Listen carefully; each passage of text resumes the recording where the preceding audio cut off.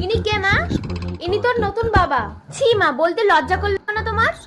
পেটে খিদে মুখে লাজ করে কি লাভ? আমি অফিসে যাচ্ছি, তোর বাবাকে রান্না করে খেতে দিবি। হাতটা ছাড়ুন। বাড়িতে কেউ নেই। আপনি ভুলে যাচ্ছেন সম্পর্কে আমি আপনার মেয়ে হই। কাজের চাপে অফিস থেকে ফিরতে দেরি হয়ে গেল। কি ব্যাপার, তুমি লাগেজ প্যাক করছো কেন? তোমার মেয়ে আমাকে বাড়িতে একা পেয়ে হাত ধরে টানছিল। দীক্ষা। হ্যাঁ মা। এই খুব যৌবন জ্বালা উঠেছে তোর না? মা সত্যি কথাটা শোনো। কোনো কথা শুনবো না, তুই ঘর থেকে বেরিয়ে যা। আমি কোথায় যাব মা? কথা কথা ঘুরবি যে, লম্পট ছেলেগুলো তো যৌবন জ্বালা মিটিয়ে দেবে। যা দরজা খোলো মা। বিনা দোষে বিধি কেন? বাড়িতে কেউ আছেন? কে? আমাকে রাতটুকু থাকতে দেবেন? আমি কিন্তু এই ঘরে একা থাকি, আপনার কোনো সমস্যা নেই তো? না। ভেতরে আসুন।